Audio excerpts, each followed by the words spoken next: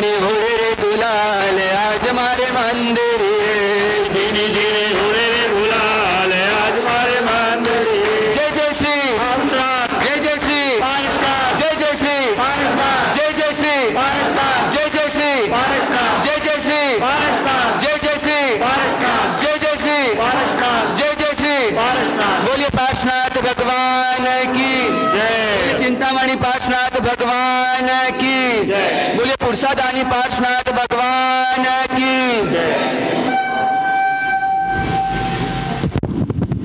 छड़ी सोने की छड़ी रुपए की मसाल जरियन का जामा मोतियों का माला हरियों का मुकुट आजू से बाजू से निगाह रखो मेहरबान जीव दया प्रतिपालक तीन लोक के नाथ वाराणसी नरेश प्रभावती प्राणेश वामा नंदन अश्वसेन कुलवंदन देवादिदेव श्री पार्श्वनाथ प्रभु को घड़ी खम्मा घड़ी खम्मा घड़ी खम्मा।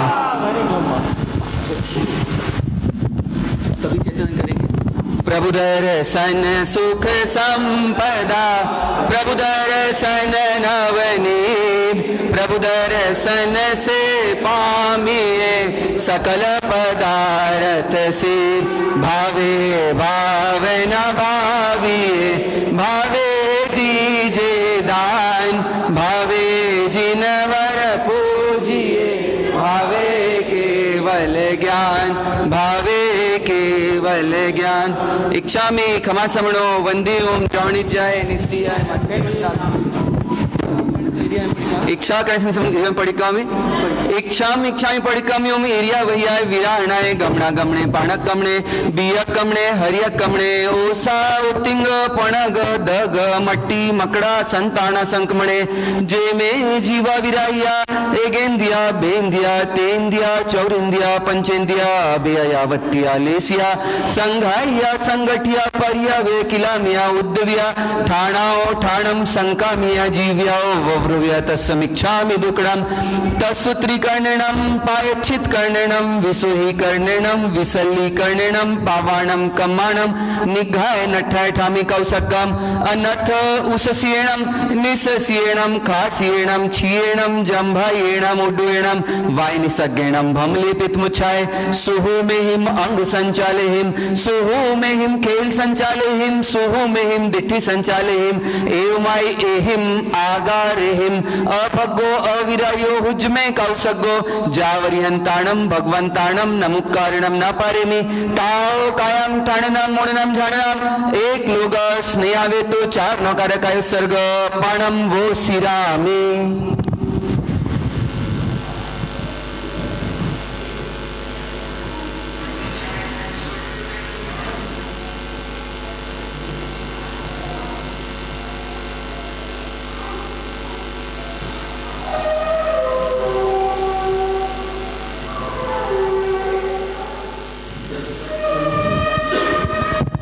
लोग जो अगरे दम्मतित यरे जिणे अरिहंते की तैसम 24 पी केवली सब मजियम च वंदे संभवम अभिनंदनम च सुमयम च पौमपहम सुपासम जिणम च चंदपहम वंदे सुविहिम च पुफदंतम सियल सिज्जन सवासुपूज्यम च विमलमणंतम च जिणम धम्मं संतिम च वंदामि कुंतुम अरम च मल्लिम वंदे मुनिसुव्वयम नमिजिणम च वंदामि रिठ्ठनेमिं पासं तव बद्धमाणं च एवं मैं अभितुआ विहुरे मला पहिण जर मरणा 24 पीजिणवरा तीर्थयरा में पश्यन्तु कीर्ति वंदे महिया जे लोगस उत्तमा सिद्धा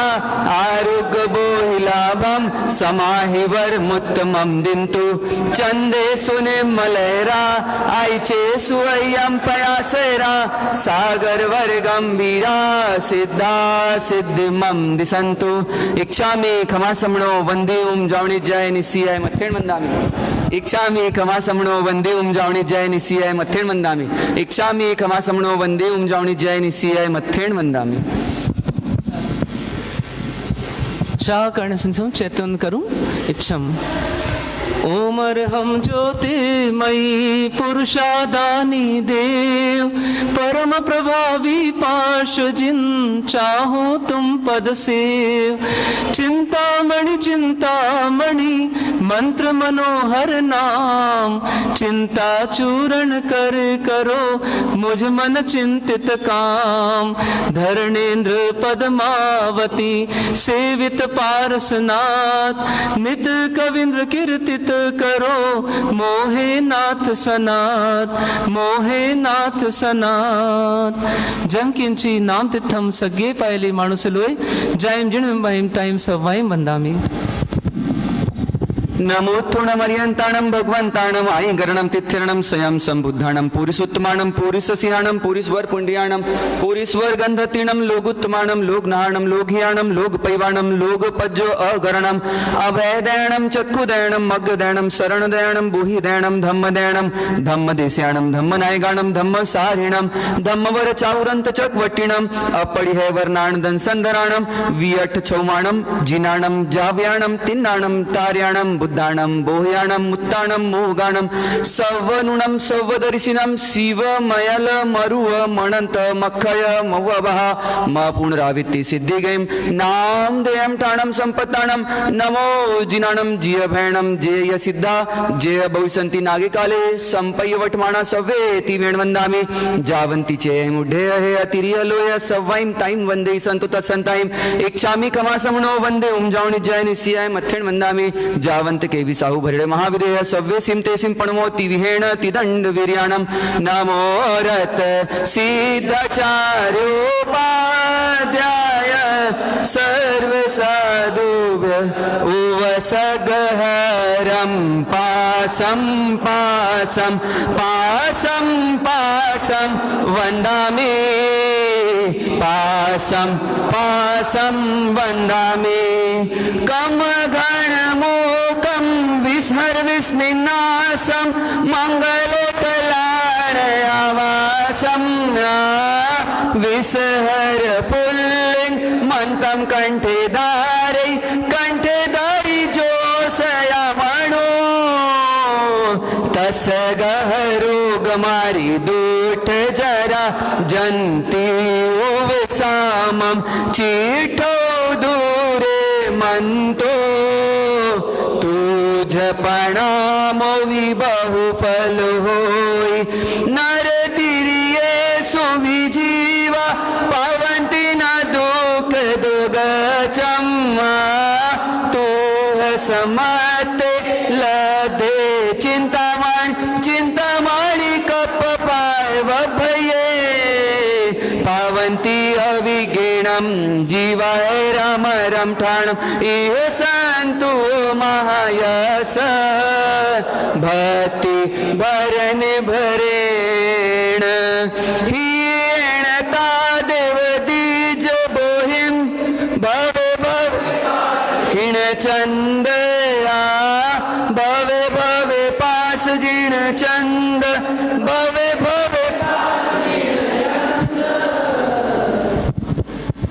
जय विराय जग गुरु हो ममतो प्रभाव भैवम भव्य नियम गण सारी ऐठवल सिद्धि लोक विरुचाओ गुरुजन पुआ प्रतकर्णम च सुहु गुरुजो गुतम श्रीना भव मखंडा अरिहंत चेयणम करेमि कवसगम वंदनवत्याय पूर्णवत्याय सत्कारवत्याय सम्मानवत्याय बोहिलाभवत्याय निरुवर्षकवत्याय सद्धाय मेहाय धिये धारणाय अणुप्यहाय वडमानि ठामि कवसगम अनथ उससेनम निससेनम खासेनम छीनम जंबाइनम उड्डुएनम वाइनि सगेणम भामलेपित मुच्छाय सुहु में वांग संचल सुम खेल संचालयम सुम में दिट्ठी संचालयम एवमाय एहिम आगारेहिम अभग्गो अविरा योज में कवसग्गो जावर्यंताणम भगवंताणम नमुक्कारणम नापारेमि ताओ कायम ठाणेनम मुणिनम झाणनम एक नौकारकाय स्वर्ग स्तुति शून्य पालजोजी अप्पाणम वो सिरामी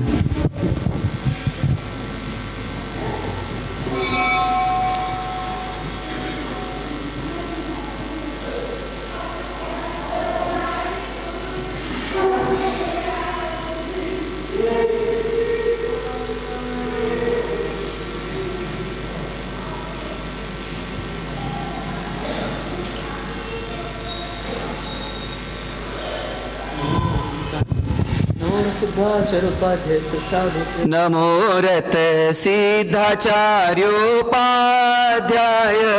सर्व साधुभ्य पाखंड मिटा दो होकर निर्भय वीर जहरीलों पर भी दया करो गुण धीर अपने दुश्मन पर क्षमा करे आदर्श समझावे स्वामी पार्श्व नमो बहुहर्ष इच्छा में खमा समणो वंदी उमजावणी जय निसियाय मथिण वंदामी इचकारी भगवान पसाय करी पचक खानी आसपुर उगसुर नौकार से मुर्से उगसुर नौकार पोर्सिम 60 पोर्सिम मुर्से बजे चोंपर आसनम पाणम खैसम अनत्नवणम सहसा गणम पच्छं कलम दिशावर्ण सूत्रम बोसरई एकासना व्यासना पचकतिम प्रवासनम खैम सनत्नवण सागणम आउंटन पसा ग्रोठन सूत्रम बोसरई उपवास सुरोगे अबतन पचकई तिम प्रवासनम खैम सनत्नवण सूत्रम पाणहर पोर्सिम 60 पोर्सिम मुर्से बचकई अनत्नवणम सहसा गणम पच्छं कलम दिशावर्ण सूत्रम बोसरई इच्छा में खमा समणो वंदे ओम जावणी जय निसियाय मथिण वंदामी प्रभु पार्श्व तो निश्चल रहे हर मोड़ पे हर राह पे मैं तो जीवन हारा हुआ नश्वर सुखों की चाह में वितरागता का अंश दो विनती प्रभु हर पल करो ऐसे प्रभु श्री पार्श्व जिनको भाव से वंदन करूं ऐसे प्रभु श्री पार्श्व जिनको भाव से वंदन करूं। बोले श्री पार्श्वनाथ भगवान की, बोले श्री चिंतामणि पार्श्वनाथ भगवान की।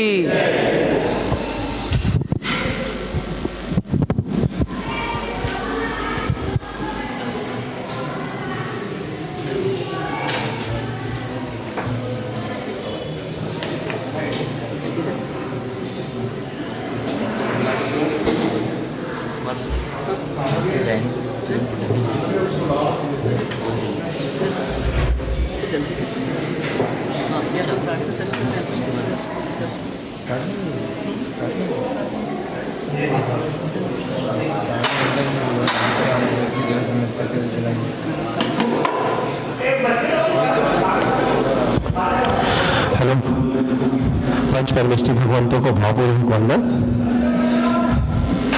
पालकी यात्रा के समय बैंड बजाने वाले हमारे पाठशाला के यशस्वी बच्चे समक्ष आएंगे। संघ आपको भेंट स्वरूप कुछ देना चाहता है और आपकी अनुमोदना करना चाहता है। पाठशाला के बच्चे, मैं नाम ले रहा हूं बच्चों का। कुशल जी पारक, श्रेयांश जी वैद, संस्कार जी डागा, वीर जी पारक, सक्षम जी वैद, भव्य जी बरडिया, पावन जी डागा, इशिता और सृष्टि। आप सभी सामने आएंगे। देना एक सेकंड फिट हो जाए। रंबा अनुमोदना अनुमोदना अनुमोदना बारंबार। साथ ही साथ मणिधारी मित्र मंडल के सभी साथीगण,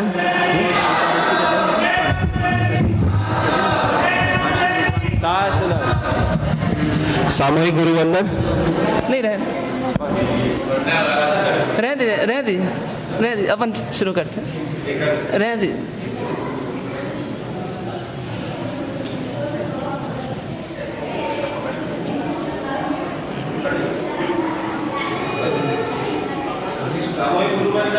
इच्छामि खमा समणो वंदियूं जावणी जाय निस्सियाय मक्षण वंदामि।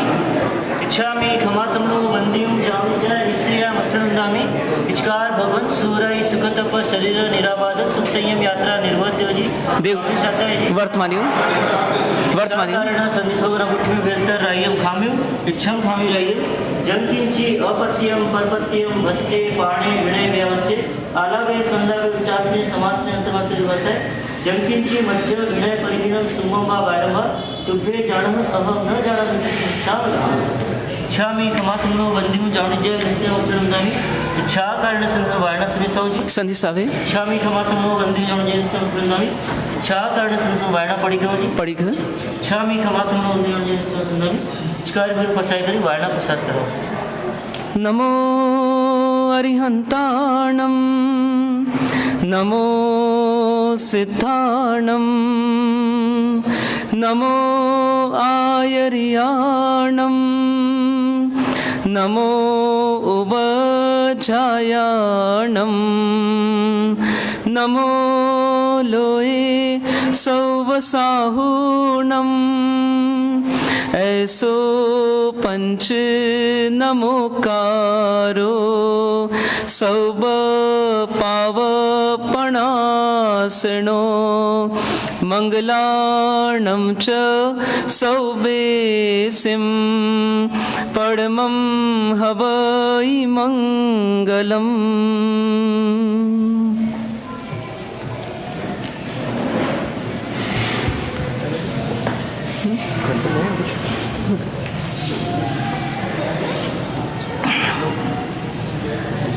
पौषवदी 11 का दिन परमात्मा पार्श्वनाथ का दीक्षा दिवस। किन भावों से परमात्मा ने दीक्षा ली और किन भावों से परमात्मा ने साधना की, किस प्रकार कैवल्य को प्राप्त किया, उसका वर्णन हम गुरुदेव श्री के मुखारविंद से श्रवण करेंगे। उससे पूर्व निजातम ध्यान की महिमा कहो क्या दूसरा जाने। निजातम ध्यान की महिमा कहो क्या दूसरा जाने। सुधा पी और ने तो रस, सुधा पी और ने तो रस कहो क्या दूसरा जाने। निजातम ध्यान की महिमा कहो क्या दूसरा जाने। परम योगी प्रभु पारस विचरते योग मस्ती में, प्रभु की योग मस्ती को कहो क्या दूसरा जाने। निजातम ध्यान की महिमा कहो क्या दूसरा जाने। सुधा पी और ने तो रस, सुधा पी और ने तो रस कहो क्या दूसरा जाने। निजातम ध्यान की महिमा कहो क्या दूसरा जाने। न अपनाया पराया था जगत उनके लिए सारा, आत्मवत भावना उनकी कहो क्या दूसरा जाने। निजातम ध्यान की महिमा कहो क्या दूसरा जाने। तजी निज देह की चिंता रहे रत आत्मचिंतन में, प्रभु के आत्मचिंतन को कहो क्या दूसरा जाने। निजातम ध्यान की महिमा कहो क्या दूसरा जाने। समिति गुप्ती अनुतर थी अपूर्व साधना उनकी, प्रभु की साधना विधि को कहो क्या दूसरा जाने। निजातम ध्यान की महिमा कहो क्या दूसरा जाने।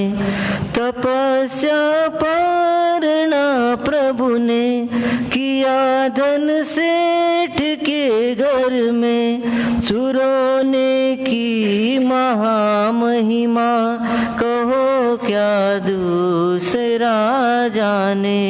निजातम ध्यान की महिमा कहो क्या दूसरा जाने। सुधा पियोर ने तो रस, सुधा पियोर ने तो रस कहो क्या दूसरा जाने। निजातम ध्यान की महिमा कहो क्या दूसरा जाने।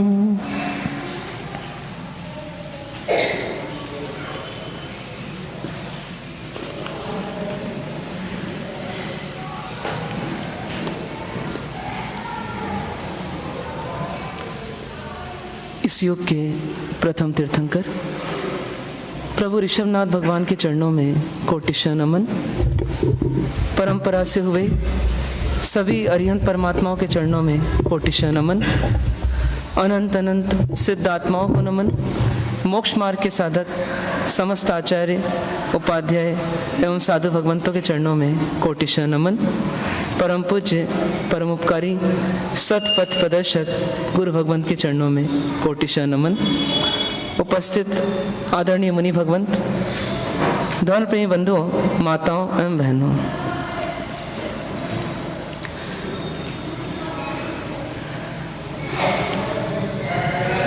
संसार में एक दिन प्रवेश का होता है और एक दिन विदाई का होता है। जब प्रवेश होता है तो बैंड बजते हैं, विदाई होती है तो ही बैंड बजते हैं। कभी आपका होता है प्रवेश, विवाह करके पियर से ससुराल आ गए। कभी हमारा होता है प्रवेश कि एक गांव से चल करके आपके गांव आ गए। कभी जन्म होता है तो प्रवेश होता है, कभी गृह में प्रवेश होता है, कभी कहाँ प्रवेश होता रहता है और विदाई होती रहती है। ये संसार का सनातन नियम है। लेकिन आज हम किस अवसर को मना रहे हैं कि परमात्मा का संयम में प्रवेश हुआ और संसार से विदाई हुई।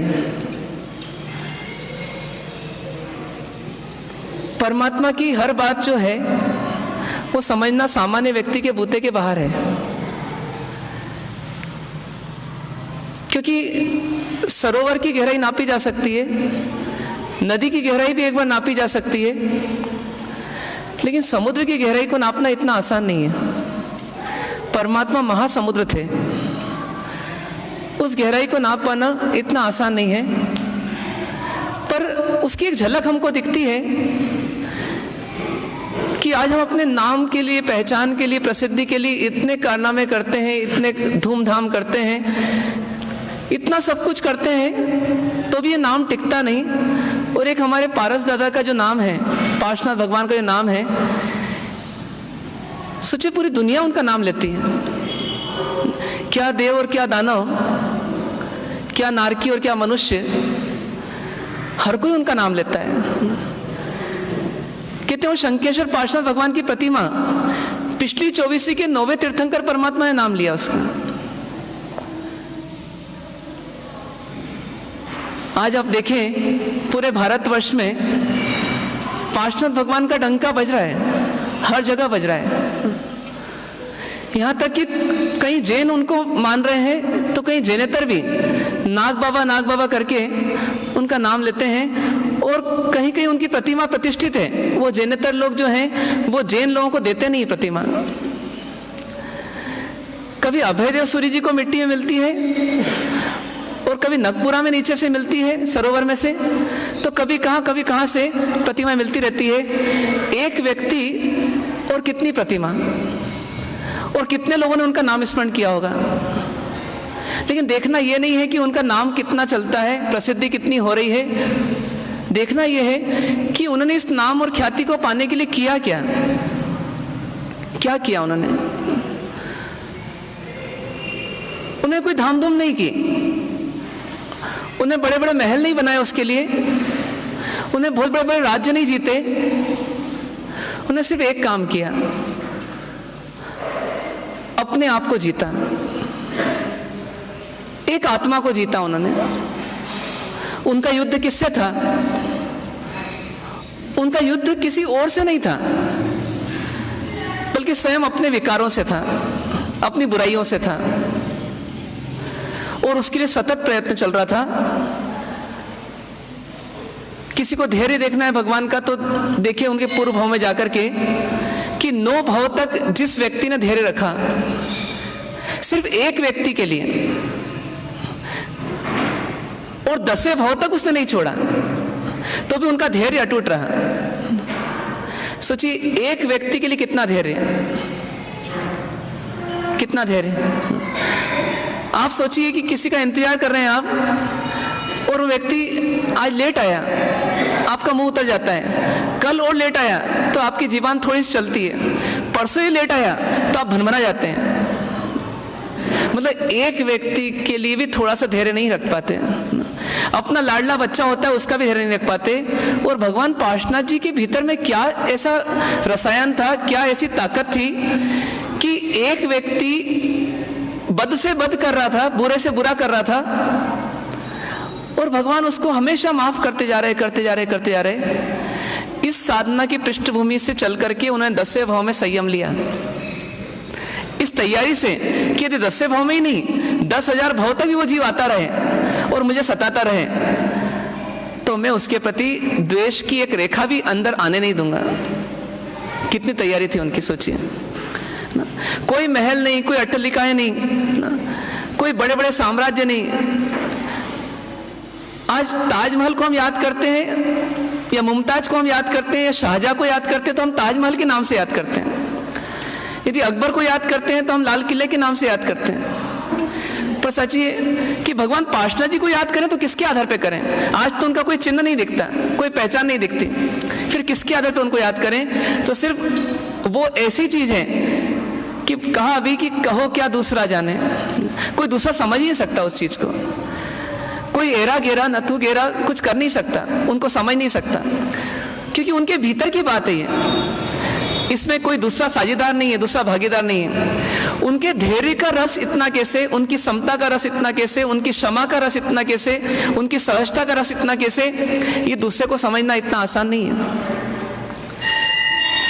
वो कौन समझ सकता है? या तो पार्श्वनाथ भगवान समझ सकते हैं, और या फिर पार्श्वनाथ भगवान को इसने मन में बसा लिया वो समझ सकता है, कोई दूसरा नहीं समझ सकता।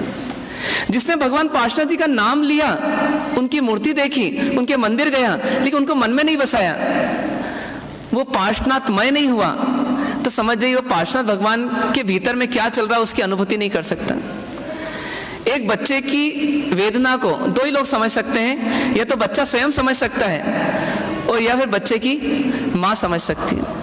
उसी प्रकार से यदि हमने परमात्मा रिश्ता बना लिया, परमात्मा हमारे प्रिय हो गए, परमात्मा हमारे मन में बस गए, हमें लगे कि दुनिया में सब जो है वो माया जाल है, चाहे वो बड़े बड़े मकान है कि बड़े बड़े महल हैं, ये सब जो हमको मिला है ये सब माया जाल है, ये कुछ समय के लिए छूट जाएगा। लेकिन एक पार्श्वनाथ भगवान का साथ मेरा नहीं छूटना चाहिए, जिसको परमात्मा से इतना प्रेम हो जाए कि जन्मों जन्मों मुझे बस पार्श्वनाथ भगवान चाहिए। तो उस जीव को कौन मिलते हैं? उपहार के रूप में पार्श्वनाथ भगवान उसको उपहार देते हैं। किसका उपहार देते हैं? अपने आप का उपहार दे देते हैं कि ले तू मेरे साथ जी, जन्मों जन्मों तक जी। कब तक जी? जब तक तू मेरे समान न बन जाए। ऐसे भगवान पार्श्वनाथ जी हमारे मन में बस जाए बस, तो क्या होगा? तो जीवन सफल हो जाएगा। भद्रभाव स्वामी के पास खूब ज्ञान था, लेकिन उनके मन में एक ही आस थी कि हे पार्श्वनाथ भगवान, बस मुझे आप मिलो, भवे भवे पास जिनचंद। सोचिए एक पार्श्वनाथ भगवान में ऐसा क्या है? भीतर की मस्ती तो है, पर वो मस्ती कैसी है? क्या था उनके पास कि उन्होंने ऐसी असीम समता को प्राप्त कर लिया? जब निकले थे 300 के साथ निकले थे, दीक्षा ली थी जब, अभी अपन आए ना, बहुत सारे लोग आए थे, फिर क्या हुआ? फिर परमात्मा यहाँ छूट गए और अधिकांश चले गए। क्यों चले गए? क्योंकि साथ इतना ही था। ये आज नहीं हुआ है, ये पार्षद भगवान के समय भी हुआ और उनके साथ भी हुआ। 300 आए थे, लेकिन परमात्मा जब साधना कर रहे थे तो अकेले थे। वो साधना में क्या कर रहे थे, किन भावों से जी रहे थे? कल हमने चर्चा की थी समता की। समता क्या है? तो राग द्वेष से रहित भाव का नाम समता है, और उसी की साधना हर अरिहंत परमात्मा करते हैं, उसी की साधना करते हैं। और समता मतलब क्या? समता मतलब क्या? एक अपूर्व आनंद की प्राप्ति जो पूर्व में हमने राग और द्वेष से पाई नहीं, इच्छाओं की पूर्ति से नहीं पाई, भोग और विलास में नहीं पाई। जिस शांति में, जिस आनंद में पवित्रता है, उसका नाम क्या है? उसका नाम समता है। जिसमें किसी को दुख देने की भावना नहीं है और स्वयं को सुखी करने की भावना है, उसका नाम समता है। हमारे हर राग में और हर द्वेष में किसी न किसी को दुख देने की भावना होती है और उसके बाद हम अपना सुख पाना चाहते हैं। लेकिन परमात्मा का सुख निराला था। स्वयं से पाना है, स्वयं को देना है, कोई उसमें साझेदार नहीं है। बाहर से दुख है और भीतर में सुख है, ये निराला सुख था। ये दुनिया देखे तो कांप जाए और परमात्मा आनंद में है। अनेक योगी जो थे वो उनके सामने नतमस्तक हो जाएं, ऐसे वो परम योगी थे, परम योगी। कमठ जैसे कमठ को भी जब परमात्मा को सताने के बाद में भी सुख नहीं मिला तो उसको सुख पाने के लिए कहाँ जाना पड़ा? तो सुख पाने के लिए उन्हीं परमात्मा की शरण लेना पड़ी, उन्हीं के चरणों में जाना पड़ा। कहते हैं कि 10 भव पुराना मिथ्यात्व जो था वो उस समय सम्यक को प्राप्त हो गया। जब परमात्मा का दृश्य देखा उसने कि मैंने इनको सताने के लिए सब कुछ कर डाला, फिर भी ये दुखी होते ही नहीं। किस मिट्टी के बने? क्या है इनके भीतर? क्या ताकत है इनकी?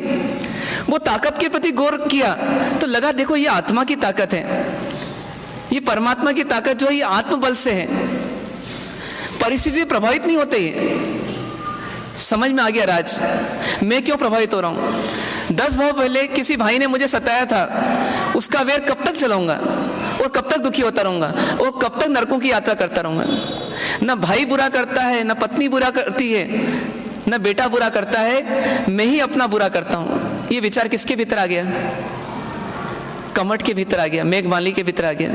और जब आया विचार तो उस विचार में कितना गहरा उतर गया कि उसने उस अमूल्य रत्न को प्राप्त कर लिया जिस रत्न को पाने के लिए आज भी हम मोहताज हैं, आज भी हमने नहीं पाया।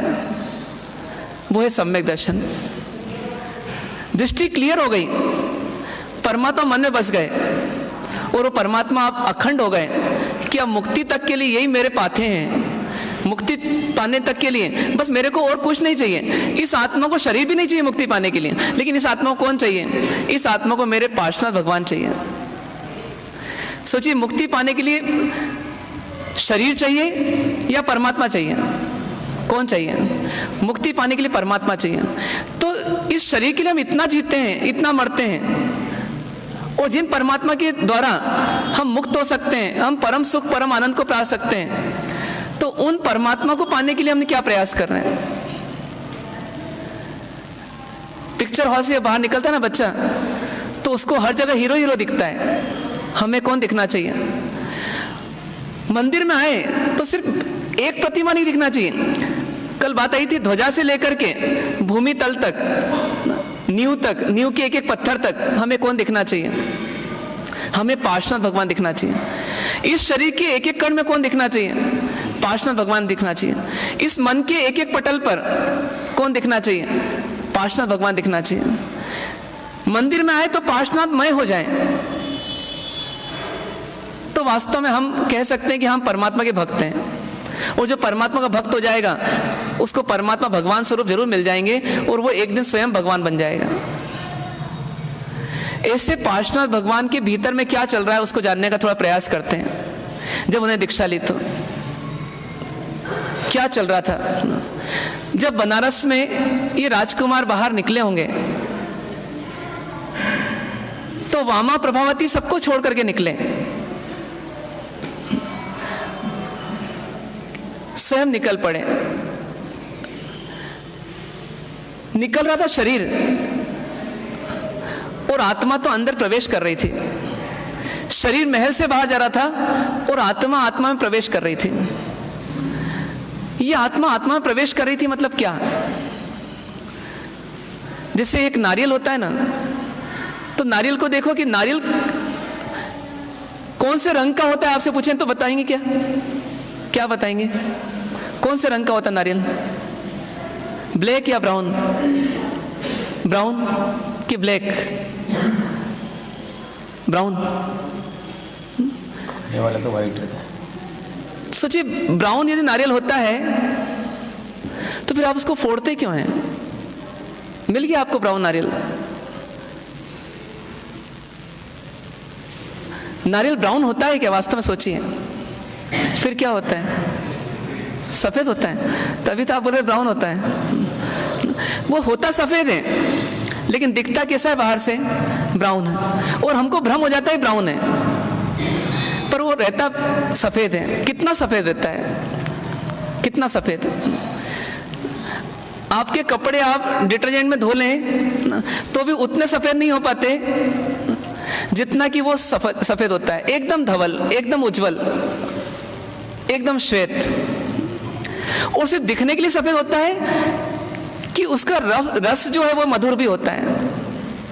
रस मधुर भी होता है और दिखने में बेदाग होता है, सफेद होता है। बस ऐसी परमात्मा है। परमात्मा की आत्मा बेदाग है और अंदर रस कैसा है? एकदम मधुर रस है। और वो मधुर रस किसके काम आता है? वो मधुर रस किसके काम आता है? जो लेवे उसके काम आता है। ऐसी परमात्मा की सुधा जो है, परमात्मा का अमृत जो है, जो पीना चाहे वो पिए और पी करके तृप्त हो जाए। ऐसा रस परमात्मा का कुछ था अंदर। वो कैसा रस था? सोचें, अपन उसको ढूंढते हैं थोड़ा सा। रस ऐसे ही था। परमात्मा जैसे दिख रहे थे बाहर, वैसे नहीं थे। परमात्मा कुछ अंदर में थे, वो हमें देखना है। वो कैसे थे? 3 चीजों का त्याग करते हैं परमात्मा जब दीक्षा लेते हैं तो। 3 चीजें। कौन कौन सी? कौन कौन 3 चीजें बता सकते हैं? क्रोध, मान, माया और लोभ रखते हैं। किसका त्याग करते हैं? 3 चीजों का त्याग करते हैं जो हम कभी नहीं त्याग करते। हम अनेकों त्याग करते हैं लेकिन वो 3 का त्याग नहीं करते। पहला करते हैं पर द्रव्य का त्याग। समझना थोड़ा सा, पर द्रव्य का त्याग। हम एक एक चीज त्याग करते ना। मेरा आज चावल का त्याग है, मेरा आज गुलाब जामुन का त्याग है, मेरा आज मिठाई का त्याग है, मेरा आज विगई का त्याग है, मेरा आज ये त्याग, मेरा वो त्याग। हम ऐसे त्याग की लिस्ट बना बना करके अपने मान कषाय की पूर्ति भी करते रहते हैं। परमात्मा ने एक सिरे से किसका त्याग किया? सभी पर द्रव्यों का त्याग। पर द्रव्य में कौन आ गया? पर द्रव्य में कौन आ गया? निजातम को छोड़ करके बाकी सब आ गया। क्या एक एक छोड़ना? धन्ना जी ने क्या बोला था? हे कायर, क्या एक एक पत्नी को छोड़ रहा है? छोड़ना है तो सबको छोड़। जब कोई विष्ठा चिपकती है, कभी शरीर से लग जाती है, पैर में फंस जाती है या कपड़े में आ जाती है, तो हम क्या करते हैं? उसको ऐसा झटकते हैं, ऐसा धोते हैं कि उसका एक निशान भी नहीं रहना चाहिए। और कितना जल्दी? जल्दी से जल्दी। तो ऐसे परमात्मा ने किसको छोड़ा? पर द्रव्यों को छोड़ा। दूसरा किसको छोड़ा? पर द्रव्य की जितनी मनमोहक, मनोहर, मनोरम, मनोज्ञ जितनी अवस्थाएं होती है जो हमको लुभाती रहती है, उन सब अवस्थाओं के मोहपाश को छोड़ दिया। मतलब पर द्रव्यों को छोड़ा और पर द्रव्यों की जितनी अवस्थाएं हैं, नाना प्रकार की अवस्थाएं, उन सबका भी त्याग करा। कभी कभी हम क्या करते हैं? धूल लग गई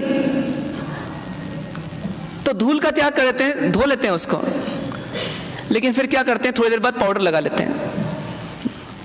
ज्ञानियों को हंसी आती है। किस बात की हंसी? किस बात की हंसी?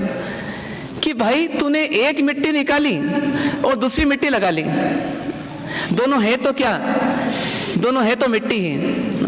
तो परमात्मा इस उलझन से ही बाहर निकले कि परद्रव्य का त्याग कर रहा हूं, पर परद्रव्य की पर्यायों का, परद्रव्य की अवस्थाओं का, परद्रव्य की लुभाने वाली अवस्थाओं का मैं क्या करता हूं, मैं त्याग करता हूं। अब मैं किसी परद्रव्य की पर्याय से लुब्ध नहीं होऊंगा, उसका लालची नहीं बनूंगा, उसका लोभी नहीं बनूंगा।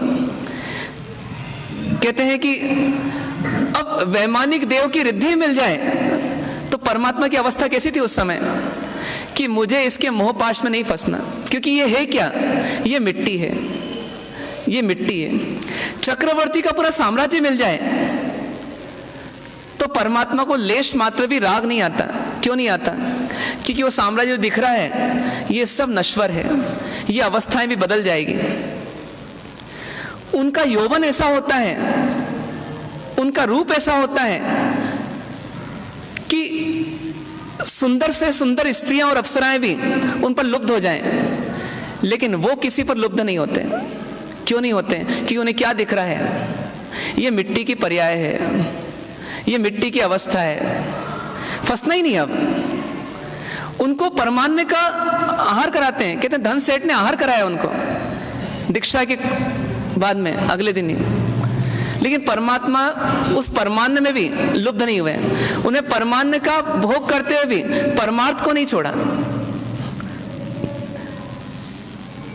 मतलब परद्रव्य से तो बचना ही है, पर परद्रव्य की अवस्थाओं से ही बचना है।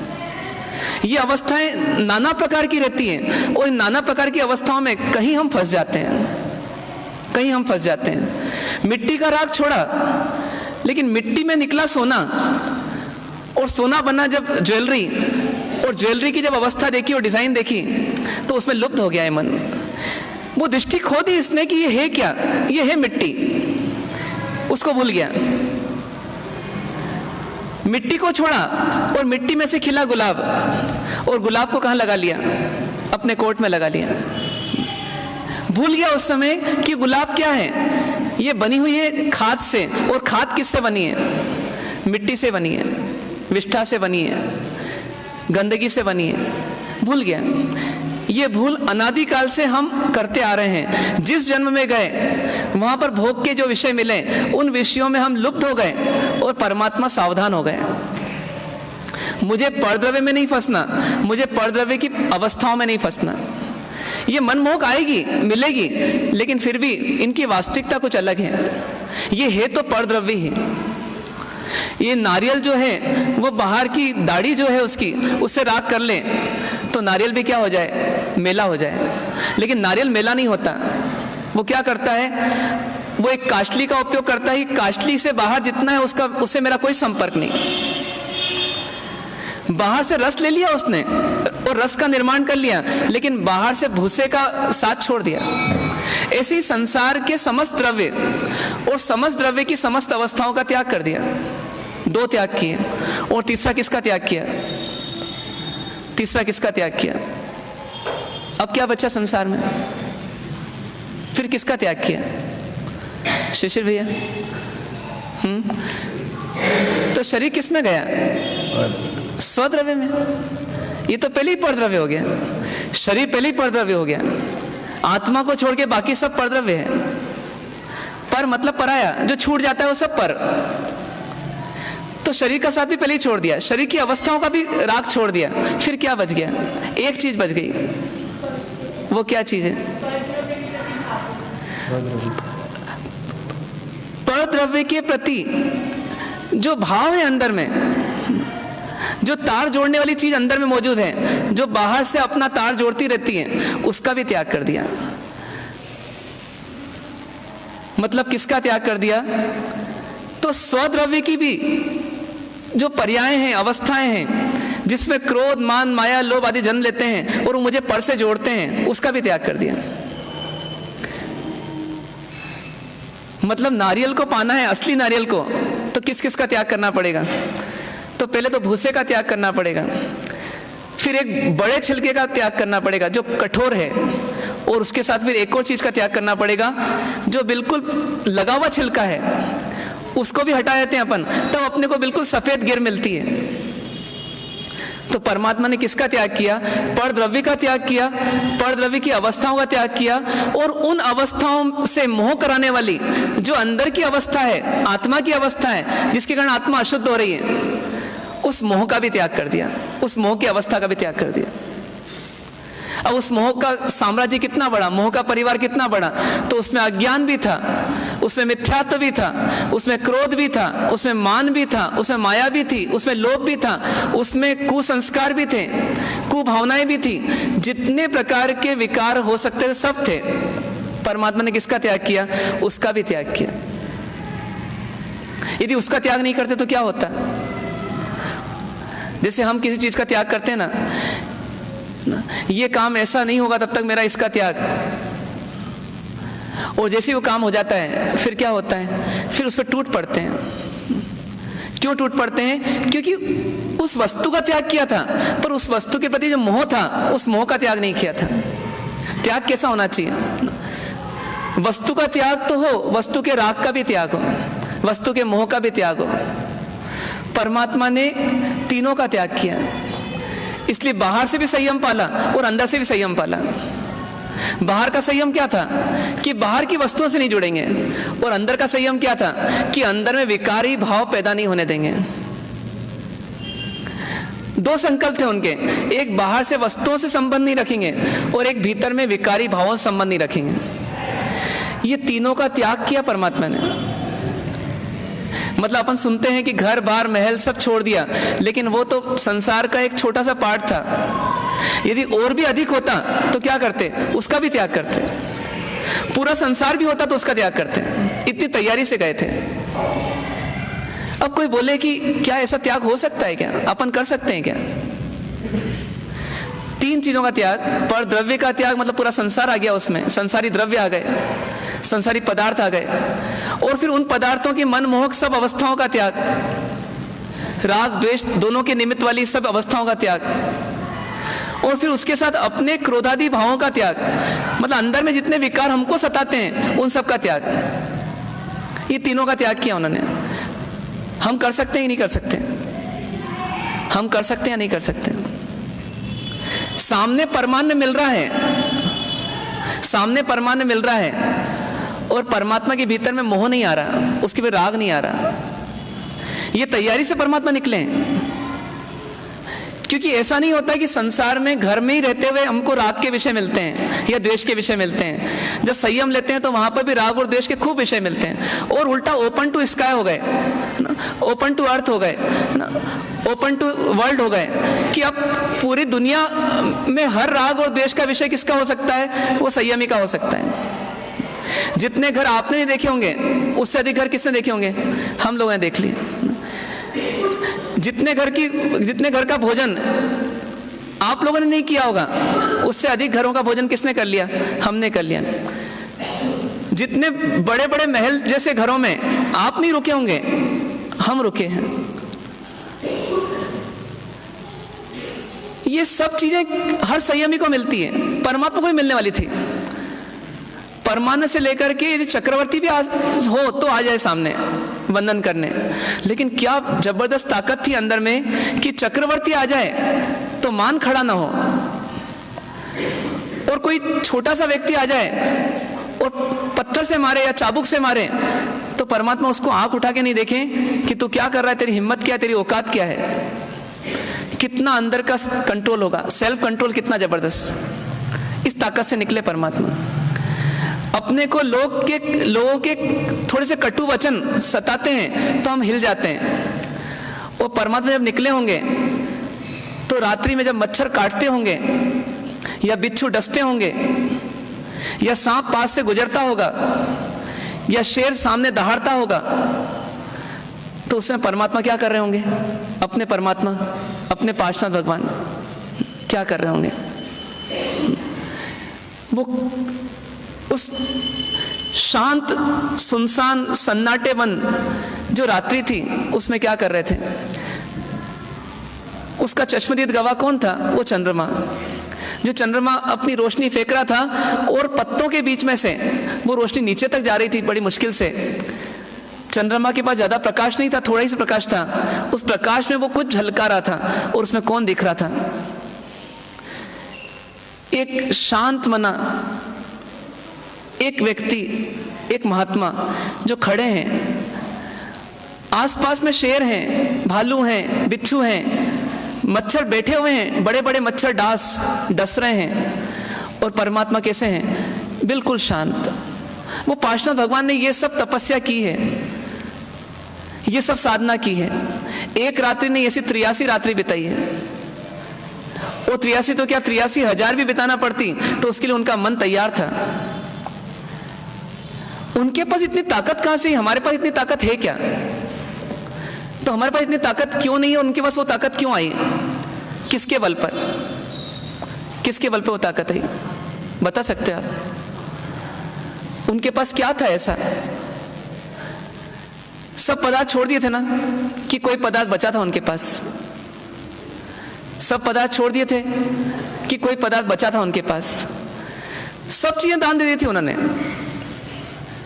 कितने 3 अरब तो वर्षीदान में देते हैं, सोने की मोहर।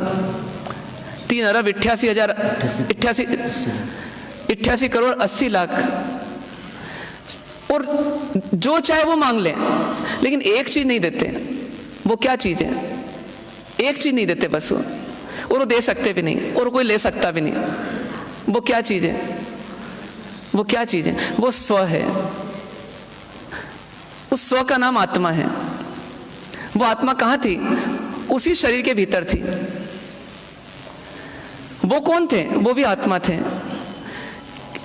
सबको त्याग दिया उन्होंने, एक के साथ थे। और उस आत्मा की भी विकारी अवस्थाओं का त्याग कर दिया। उस आत्मा की भी अवस्थाओं के ऊपर से नजर हटा ली। तो क्या बच गया उसमें? क्या बच गया? वो आत्मा का जो शुद्ध स्वरूप था, वो शुद्ध स्वरूप पे दृष्टि थी उनकी। जैसे सोना है और सोने की हमने एक चेन बना दी, अब उसको देखने की 2 दृष्टियां हैं। एक उसकी अवस्था पर, वो अवस्था कौन सी है? वो चेन है। और एक उसके द्रव्य पर, उसके मूल स्वरूप पर, और वो क्या है? वो सोना है। अवस्था बदल सकती है, द्रव्य बदल सकता है क्या? द्रव्य नहीं बदलता। वो सोना का सोनापना नहीं बदलता। जबकि अवस्था कितनी हो सकती है? अवस्था अनगिनत हो सकती है।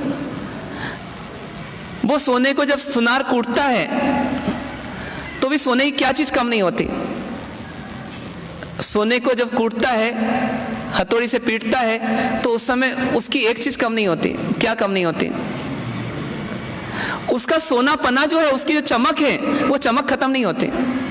इसे सोना मुस्कुराता है, तू तपाना है तपा दे, पीटना है पीट दे, आखिर मेरी मूल्यवत्ता तो कम नहीं होगी। मैं बेशकीमती हूं तो बेशकीमती रहूंगा। तो उसी प्रकार से परमात्मा भी यही कर रहे थे। मैंने तुम्हारा त्याग कर दिया, लेकिन तुम मेरे साथ जो करना चाहते हो करो। तो कोई डस रहा है, परमात्मा को कोई अंतर नहीं पड़ता। कोई भूखा प्यासा उनको मार रहा है, कोई दिक्कत नहीं है। परमात्मा को ठंड गर्मी का प्रकोप आ रहा है, कोई दिक्कत नहीं। क्यों? क्यों दिक्कत नहीं? क्यों दिक्कत नहीं? कि परमात्मा क्या बोल रहे हैं? तुम्हें जो करना है कर लो, तुम्हें जो करना है कर लो, लेकिन मेरी एक चीज का तुम कुछ भी नहीं बिगाड़ सकते। और वो क्या चीज है? मेरे आत्मा का जो शुद्ध स्वरूप है वो कभी बिगड़ता नहीं। क्या बोलते हैं परमात्मा? सिद्ध परमात्मा जब निगोद की आत्मा को बाहर निकालते हैं तो उसको किस लिए निकाल रहे हैं? कि हे जीव तू भी भगवान बन जा, हे जीव तू भी भगवान बन जा। कितनी करुणा आती होगी परमात्मा को कि उनके जाते जाते भी वो किसी जीव को निहाल कर देते हैं कि तू निगोद से निकल जा और तू परमात्मा बन जा। क्यों? क्योंकि तू निगोद में भी आ गया है, तो तेरी अवस्था बहुत घिनौनी है, अवस्था बहुत नीची है, निम्न है, लेकिन तेरा द्रव्य कैसा है, तेरा स्वरूप कैसा है, तेरा मूल रूप कैसा है? तो मूल रूप तो तेरा भगवान जैसा ही है। तू भगवान बनने लायक आत्मा है। एक पत्थर है, उस पत्थर की मूर्ति बना दी गई। मूर्ति जो है उसको भराने वाले ने 1 करोड़ रुपए में भराई। उसी पत्थर की खदान जो थी, उस खदान में और भी पत्थर पड़े हुए हैं, उनका मूल्य कितना? उनका मूल्य कितना बताइए? कितना मूल्य? कुछ भी नहीं। पर वो पत्थर बोलता है कि जो समझदार व्यक्ति है वो मेरा मूल्य उतना ही करेगा। क्यों?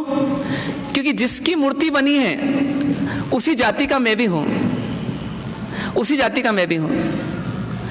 तो ऐसे कैसे परमात्मा क्या बोलते हैं कि ये आत्मा का शुद्ध स्वरूप जैसा मेरा है वैसे ही किसका है? वैसे ही तुम सबका है, अपन सबका है। क्या स्वरूप है अपना? क्या स्वरूप है? जिसने आत्मा को पहचाना उसे किसी और को पहचानने की जरूरत नहीं रही। वो क्या स्वरूप है अपना? तो अपना स्वरूप ऐसा है, अपना स्वरूप ऐसा है कि हमारी हस्ती कोई मिटा नहीं सकता। ये आत्मा की हस्ती कोई मिटा नहीं सकता। इसको अपने पहचाना नहीं ना, इसलिए अपने लगता है ये किसी और लोक में किसी और पदार्थ की बात हो रही है। लेकिन वास्तव में ये आत्मा जो है, ये आत्मा की कहानी अपनी स्वयं की कहानी है। परमात्मा की आत्मा कैसी थी? अपनी आत्मा वैसी है, लेकिन कैसी थी परमात्मा की आत्मा? तो परमात्मा को ये महसूस हो रहा है सहज और सजगता के साथ कि मेरी आत्मा कैसी है, मतलब मैं कैसा हूं। तो मैं ऐसी वज्र से बना हुआ आत्मा हूं कि इसका कोई कुछ बाल भी बाका नहीं कर सकता। वास्तव में आत्मा मिट जाती होती तो संसार में नए नए जन्म ही नहीं होते, पर जन्म हो रहे हैं, अपने को दिख रहे हैं। इसका मतलब कोई आत्मा कहीं से आ रही है। और आई क्यों? वो तो वहां मर चुकी थी, उसका शरीर मर गया था, तो वो आई कैसे? तो वास्तव में आत्मा मरी नहीं थी, आत्मा तो वहीं से यहां आई है, सिर्फ शरीर मर गया था बस, इसलिए उसको जला दिया गया। तो आज आत्मा पिछले जन्मों से आई है, तो आगे भी आत्मा रहेगी। इसलिए परमात्मा क्या बोलते हैं? ये आत्मा कैसी है? अजर अमर अविनाशी है, न मरती है, न इसको कोई मार सकता है, और न ही कभी बूढ़ी होती है, और न कभी इसका जन्म होता है। ये सदा थी, है और रहेगी। और इस आत्मा में किसी का प्रवेश नहीं होता। इस आत्मा में किसी का प्रवेश नहीं होता। कोई शब्द कहे कड़वे, कोई भाले भी क्यों ना मार दे, लेकिन आत्मा में कोई प्रवेश नहीं होता। मतलब शब्द के बाण चलें या साक्षात भाले चलें तो भी आत्मा कुछ नहीं बिगड़ता। ये किसको महसूस हो रहा था? प्रतिक्षण प्रतिपल परमात्मा को। फिर इस आत्मा का ज्ञान का वैभव कैसा कि आत्मा जान सकती है स्वयं को भी और अन्यों को भी। लेकिन कितनी बड़ी बात है कि हम जानते हैं दूसरे को और हम स्वयं भ्रमित होकर के दुखी सुखी हो जाते हैं। परमात्मा ये जान रहे थे कि मेरा काम सिर्फ जानने का है। मैं जान सकता हूं पर को, लेकिन पर को जानने के बाद पर का दृश्य कैसा भी दिखे, पर वो मेरा भला बुरा नहीं कर सकता। अपन ने जाना किसी को और उसने हमारे सामने हमको गाली दी तो हमको लगता है मेरा बुरा कर दिया। जब तक नहीं जाना तब तक कोई दिक्कत नहीं थी, लेकिन जान लिया तो मेरा बुरा हो गया। परमात्मा ये सजग है कि मैं जान सकता हूं और सामने वाला जानने में आ सकता है, लेकिन वो मेरा कुछ बिगाड़ नहीं सकता। जब मेरा कुछ नहीं बिगाड़ सकता तो मैं उस दृश्य को देख के दुखी क्यों हूं? बचपन में हमने फिल्में देखी होगी और फिल्म में जैसे ही एकदम विलेन प्रवेश करता तो एकदम हम कांप जाते, हम डर जाते। क्यों डर जाते? क्योंकि हमको लगता अरे विलेन आ गया अब। लेकिन जैसे जैसे बड़े होते गए हमारा डर मिट गया। क्यों मिट गया? क्योंकि हमको समझ में आ गया कि विलेन कितने ही खतरनाक क्यों ना हो, लेकिन विलेन की सीमा कहां तक है? विलेन सिर्फ पर्दे पर आ सकता है, पर्दे के बाहर नहीं आ सकता। तो ऐसे कैसे ही संसार में कोई कितने ही सताए, आत्मा की ताकत कैसी है कि आत्मा का वो कुछ बिगाड़ नहीं सकता, आत्मा में प्रवेश भी नहीं कर सकता। एक उदाहरण आता है कि एक बार एक शिकारी था और शिकारी ने शाम के समय में अपने जंगल में एक पिंजरा लेकर गया था और उस पिंजरे में क्या करा, शेर को पकड़ा और शेर को पकड़ करके उस पिंजरे में डाल दिया। शेर को पिंजरे में डाल दिया तो बड़ा सा पिंजरा था वो, और पिंजरा वज्र की दीवार से बना था, लेकिन वो उसकी एक खासियत थी कि वो ट्रांसपेरेंट था, लेकिन टूट नहीं सकता था, फूट नहीं सकता था। तो शिकारी ने जब उसको डाल दिया तो शेर फंस गया बेचारा बीच अंदर। अब वो बार बार उसकी दीवार के आजू बाजू घूम रहा है जोर जोर से, तेजी से, और सोचा है कहां से निकलूं, कहां से निकलूं, पर निकलने का कोई रास्ता नहीं दिख रहा है। ऐसा करते करते थोड़ा अंधेरा होने आ गया, और जब अंधेरा होने आया तो शिकारी खुश था, लेकिन उसको एक बिल्ली दिखाई दे गई जंगल में। उसने कहा कि आज कितना अच्छा दिन है, बिल्ली भी मिल रही है और शेर भी मिल रहा है, क्यों नहीं इस बिल्ली को पकड़ लूं। पिंजरे के 2 कक्ष थे, एले कक्ष में शेर रखा हुआ था, उसने कहा शेर के कक्ष में रखूंगा तो फंस जाऊंगा, मतलब बिल्ली को मार देगा, तो चलो पास के कक्ष में रख देते हैं। तो बीच में वज्र की दीवार ट्रांसपेरेंट, और इधर उसने बिल्ली को रख दिया। अंधेरे अंधेरे में बिल्ली फंस गई अंदर, दरवाजा बंद हो गया। अब एक तरफ बिल्ली घूम रही है, एक तरफ शेर घूम रहा है। कितना बड़ा आश्चर्य कि शेर और बिल्ली बाजू बाजू हैं, लेकिन कोई दिक्कत नहीं है। क्यों दिक्कत नहीं है? क्योंकि बीच में क्या है? वज्र की दीवार है। अब ऐसे रात बीत गई, दोनों परेशान हो रहे हैं, दोनों आजाद होना चाहते हैं, लेकिन उनको रास्ता नहीं दिख रहा। ऐसा करते करते सुबह होने आ गई, और जब सुबह हुई, प्रभात थोड़ी आई, तो उस समय उजाला के साथ ही शेर की दृष्टि भी जंगल की ओर गई, और जंगल की ओर जब गई तो आजू बाजू सब जगह देखा, तो इतने में उसको पास की कौन दिखाई दे गई? बिल्ली दिखाई दे गई।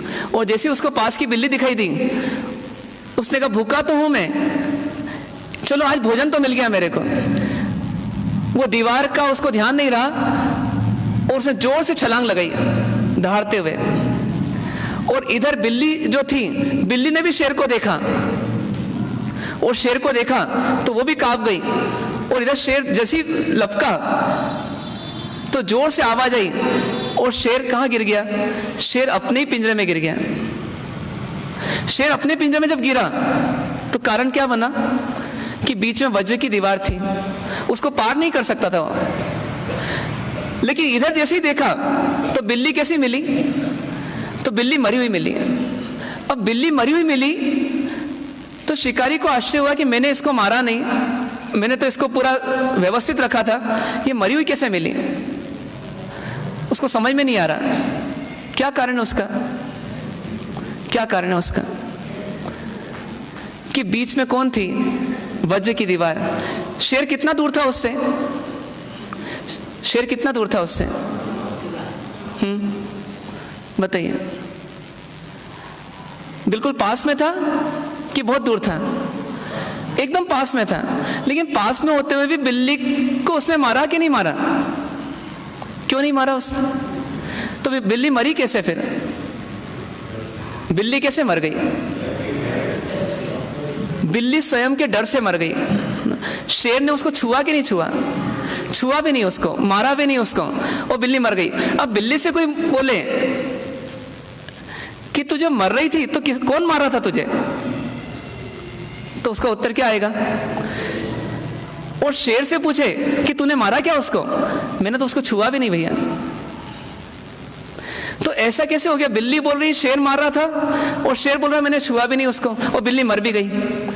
तो वास्तव में बिल्ली तो अपने भय से मरी, न कि उसको शेर ने मारा। ऐसे के ऐसे ही परमात्मा क्या कहते हैं कि अपन सब आत्माएं ऐसी हैं। जितने पर पदार्थ हैं, वो पर पदार्थ हमारे को कभी दुखी करते हैं, कभी सुखी करते हैं, कभी हमारे को अनुकूल बन जाते हैं, कभी प्रतिकूल बन जाते हैं, कभी हमारे को प्रिय लगते हैं, कभी अप्रिय लगते हैं, कभी संयोग रूप होते हैं, कभी वियोग रूप हो जाते हैं। लेकिन ये सब क्या है? ये सब आत्मा के बाहर की चीजें हैं। आत्मा में इस घटना का कोई फर्क नहीं पड़ता। जो भी कुछ दृश्य दिखते हैं वो सिर्फ बाहर में है, उनका परिणाम अंदर है ही नहीं, उनका प्रवेश अंदर नहीं है। ऐसी कौन बनी है? ऐसी किसकी बनावट है? ऐसी आत्मा की बनावट है। और हम सब कौन है? हम सब आत्मा है। परमात्मा क्या कहते हैं कि ज्ञान गुण है इस आत्मा में, इसलिए दिखाई जरूर देगा बाहर का दृश्य, लेकिन डरो मत। न भय करो, न शोक करो, न लोभ करो, न मान करो, न माया करो, न क्रोध करो। क्यों? क्योंकि सिर्फ दृश्य है, ये अच्छा हो तो आपके अंदर प्रवेश नहीं और बुरा हो तो आपके अंदर प्रवेश नहीं। इसलिए आप जानते रहो, जानते रहो और जानते रहो, लेकिन क्या मत करो? राग द्वेष मत करो।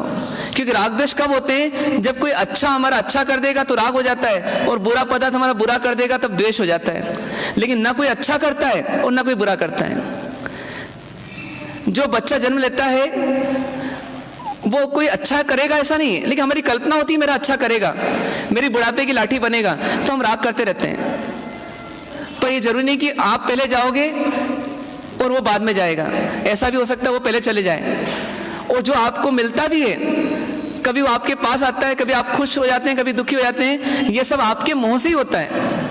वो बच्चा तो अपने तरीके से जी रहा है, पर आप उसमें कभी खुशी और कभी नाराजगी से जीते हैं। ये संसार की सच्चाई किसको समझ में आ गई? परमात्मा को, कि इस संसार का हर पदार्थ जो है वो सिर्फ नाटक कर रहा है, और कभी अच्छे का और कभी बुरे का, लेकिन आत्मा को सिर्फ ज्ञान हो रहा है और वो ज्ञान करती रहेगी, क्योंकि ज्ञान उसका स्वभाव है। जैसे सूर्य के प्रकाश में कोई चोर भी दिखता है और कोई साहूकार भी दिखता है, लेकिन सूर्य का ना साहूकार कोई अच्छा करता है और ना चोर बुरा करता है। सूर्य तो सिर्फ प्रकाशित होता रहता है। उसी प्रकार से आत्मा में ज्ञान का प्रकाश होता रहता है, वो दृश्य दिखाई देते हैं, लेकिन ना कोई अच्छा है ना कोई बुरा है।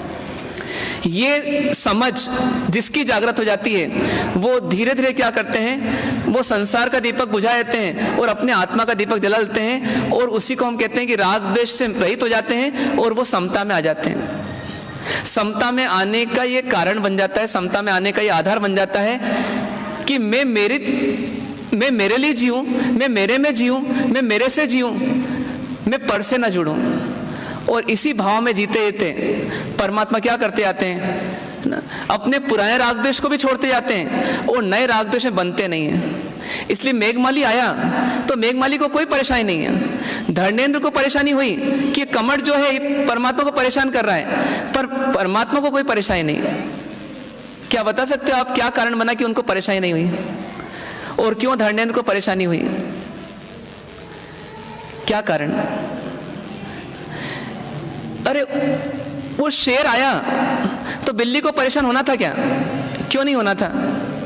उसको पता होना था कि ये शेर बाहर से दहाड़ सकता है, अंदर कुछ नहीं कर सकता। ये किसको पता था? परमात्मा को। तो परमात्मा ने क्या करा? परमात्मा ने उस कमट से द्वेष ही नहीं किया, क्योंकि ये भाई मेरा क्या बिगाड़ेगा, ये तो पर्दे पे आए विलेन की तरह है, ये विलेन अपना रोल निभा रहा है और वही पर्दे में है, वो मेरा कुछ नहीं कर रहा। जब मेरा कुछ नहीं कर रहा तो मैं क्या करूं? मैं जानता रहूं। तो नासाग्र दृष्टि में परमात्मा ये जान रहे थे ये लीला चल रही है, अवधि ज्ञान, मन परिज्ञान सब कुछ था उनके पास, लेकिन फिर भी उसका कोई उपयोग ही नहीं।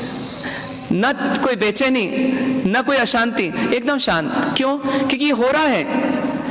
अंत में अधिक से अधिक क्या होगा? ये शरीर छूट जाएगा, उससे अधिक कुछ नहीं होगा, मेरी आत्मा का कुछ नहीं बिगड़ेगा।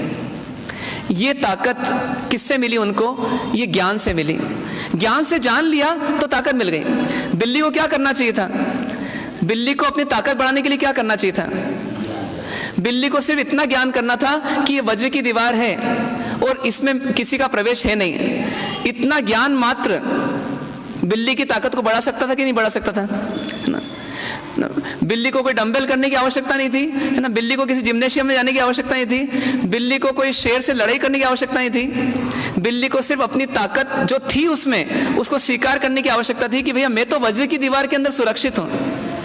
तो उसी प्रकार से यदि परमात्मा को देखें हम, तो कमट ने पानी बरसाया और परमात्मा बिल्कुल शांत।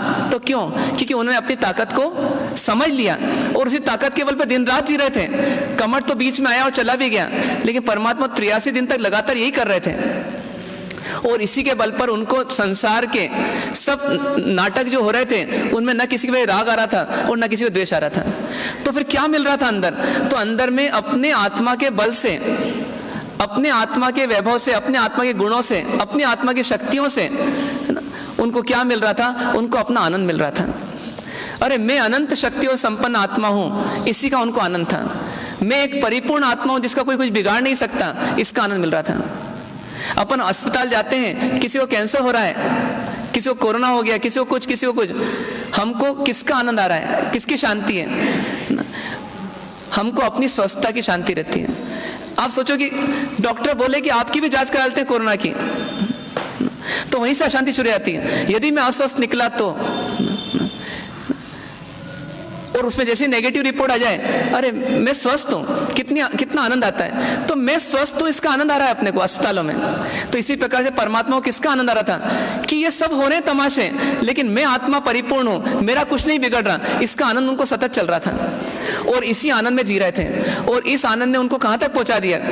तो इसी आनंद के बल पर वो जिनमें हम हिल जाते हैं, जिन परिस्थितियों में, उसमें वो समता में जीते हुए अपने राग द्वेष को कम करते चले गए और अपने कर्मों को खपाते गए। और ऐसे करते करते कहां तक पहुंच गए कि राग द्वेष पूरे समाप्त हो गए, कर्म, घाती कर्म सब खप गए। वो परमात्मा ने उस समय किसको प्राप्त कर लिया? वो आत्मा की अंतरंग शक्तियां जो दबी हुई थी कर्मों से, वो भी क्या हो गई? वो खिल गई। मिट्टी तो नहीं, क्योंकि वो शक्तियां तो शाश्वत थी, लेकिन कर्म का आवरण था, तो आवरण भी निकल गया। और निकलने के साथ ही परमात्मा को किसकी प्राप्ति हो गई? तो केवल ज्ञान, केवल दर्शन आदि की प्राप्ति हो गई। तो ऐसे परमात्मा ने ये 83 दिनों की जो साधना की, वो साधना करके उन्होंने कहाँ पहुंचा दिया अपने आप को? परम समता तक पहुंचा दिया। किसके बल पर? अपने आत्मा के बल पर। और ये आत्मा का बल उन्हें जागृत ऐसा किया कि बाद में 4 आघाती कर्म विषय हो गए और अंत में जाकर परमात्मा कहाँ पहुंच गए? सिद्ध अवस्था को प्राप्त हो गए। लेकिन हमें कुछ सिखा गए। क्या सिखा गए? क्या समझाने का प्रयास किया परमात्मा ने? सिर्फ एक चीज का। क्या चीज थी वो?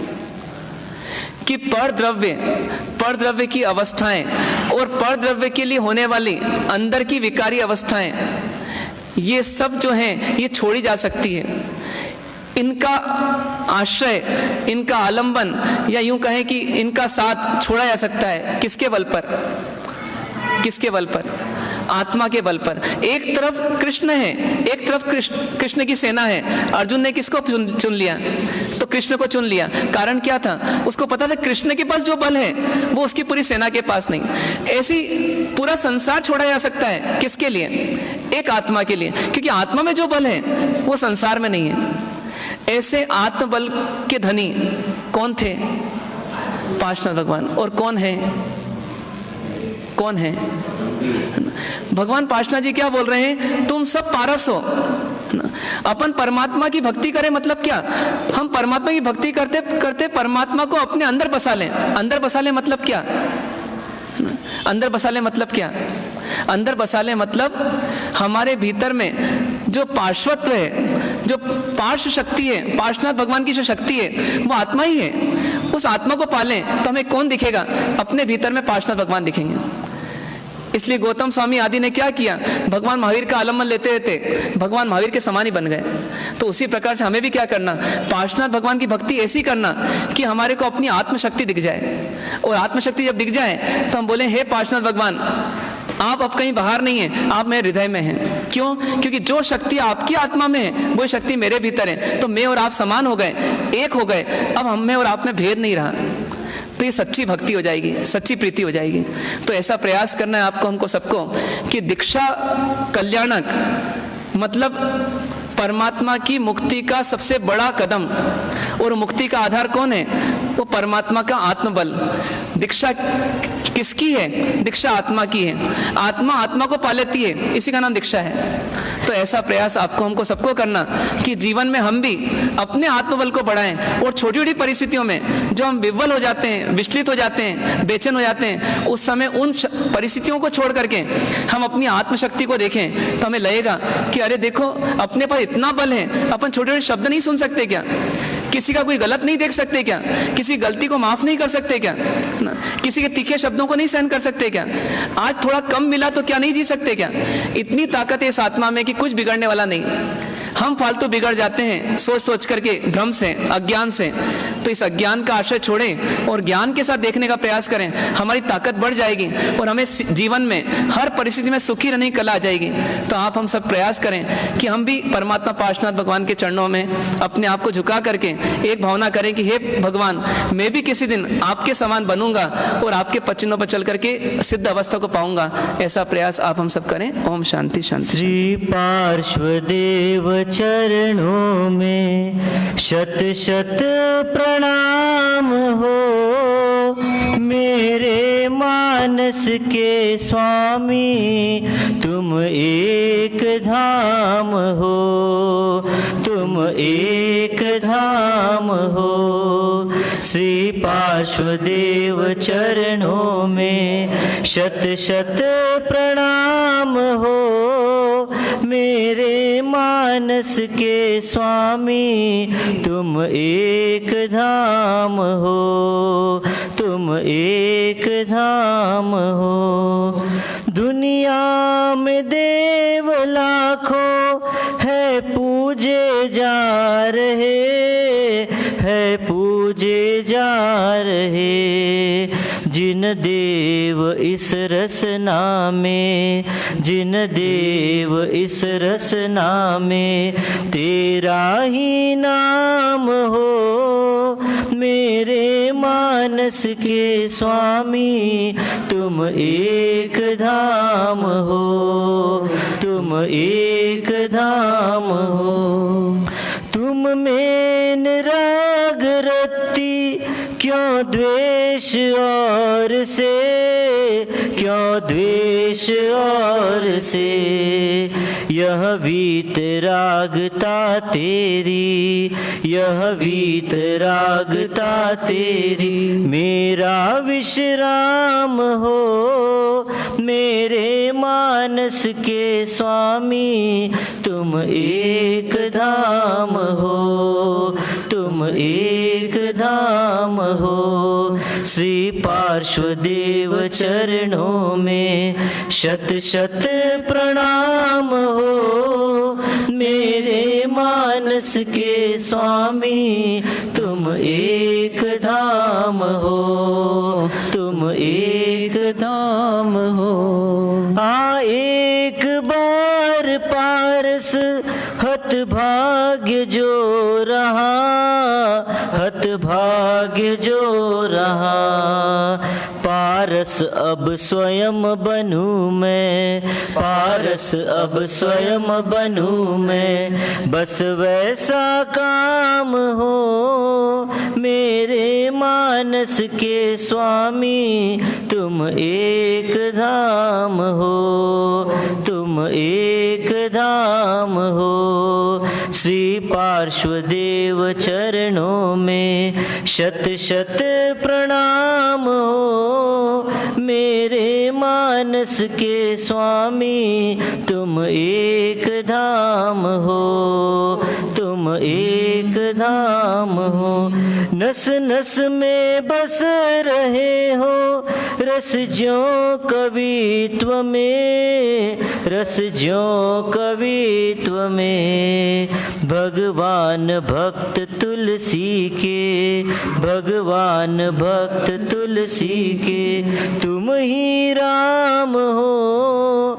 मेरे मानस के स्वामी तुम एक धाम हो, तुम एक धाम हो।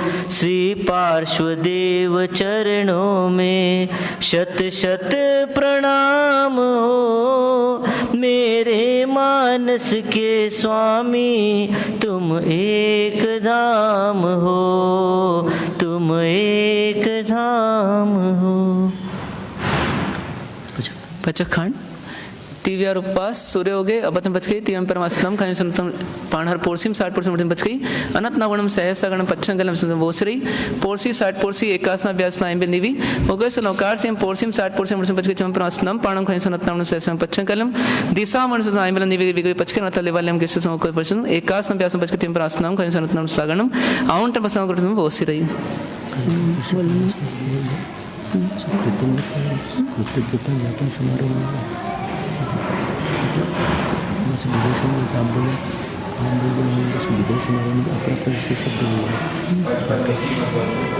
भावपूर्वक वंदन। बाहर से पधारे हुए अतिथियों का श्री जैन श्वेतांबर मूर्ति पूजक संघ व चातुर्मास व्यवस्था समिति हार्दिक स्वागत अभिनंदन करती है। आप श्री के भोजन की व्यवस्था श्री धन के श्री मंगल भवन में रखी गई है, कृपया पधार कर अनुग्रहित करें।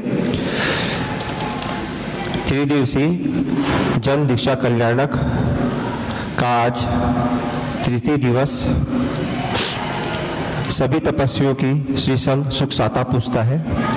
व कल सभी तपस्वियों की पाड़ने की व्यवस्था श्री धन तेले की पाड़ने की व्यवस्था धन के श्री मंगल भवन में रखी गई है सुबह 7:30 बजे। फुग्गा फोड़ दो, फुग्गा फोड़ दो, फुग्गा फोड़ दो। सामूहिक गुरुवाणी।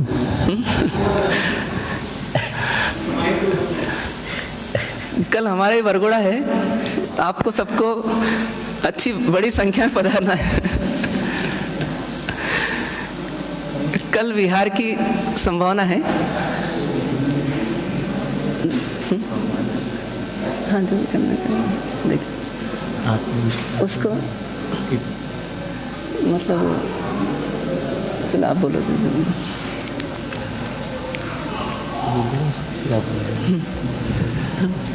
कल सुबह 9 बजे इसी प्रवचन हॉल में जो श्रावक श्राविकाओं ने अपना विशेष सहयोग दिया उत्कृष्ट कार्यों में, उनकी अनुमोदना व बहुमान का कार्यक्रम सुबह 9 बजे रहेगा। आप सभी जन अधिक से अधिक संख्या में पधारें ताकि अपन देख सके किन लोगों ने चतुर्मास में विशेष सहयोग प्रदान किया और उनका बहुमान करके हमें भी ये आए कि हमें भी ऐसे कार्य करने चाहिए। सुबह 9 बजे अधिक से अधिक संख्या में सभी पधारें।